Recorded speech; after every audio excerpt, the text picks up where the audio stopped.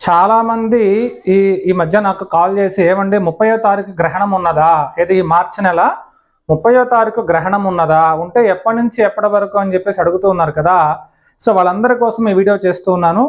మనకి ఈ క్రోధినామ సంవత్సరంలో ఒక్కటంటే ఒక్క గ్రహణం కూడా లేదు. సో దానికి సంబంధించినటువంటి డీటెయిల్స్ కూడా నేను ఇక్కడ పెడతాను చూడండి. అలాగే రానున్నటువంటి శ్రీ విశ్వావసునామ సంవత్సరంలో 2 చంద్రగ్రహణములు ఉన్నవి.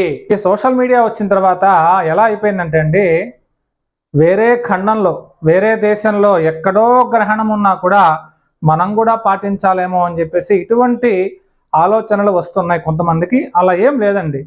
మన దేశంలో మన రాష్ట్రంలో మనకి కనిపిస్తే మాత్రమే మనము గ్రహణ నియమములు పాటించవలయను, లేకపోతే అవసరం లేదు.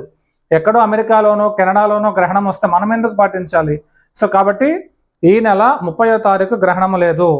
ఈ 2025వ సంవత్సరంలో అంటే రానున్నటువంటి ఉగాది తర్వాత శ్రీ విశ్వావసునామ సంవత్సరంలో సెప్టెంబర్ 7వ తారీఖు మాత్రమే చంద్రగ్రహణము ఉన్నది, 1వ చంద్రగ్రహణము.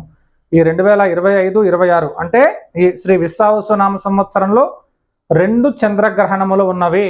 ఒకటి వచ్చేసి సెప్టెంబర్ 7వ తారీఖు ఈ సంవత్సరం, రెండవది వచ్చేసి 2వ చంద్రగ్రహణం వచ్చేసి 2026వ సంవత్సరంలో మార్చి నెల 3వ తారీఖు తప్ప ప్రస్తుతం అయితే ఎటువంటి గ్రహణములు లేవు. దాని గురించి ఏ విధమైనటువంటి ఆలోచన అవసరం లేదు. సో కాబట్టి ఈ విషయం మీకు అర్థమైంది అనుకుంటా. సర్వే జన సుఖినో భవంతు. ఓం శాంతి శాంతి శాంతి.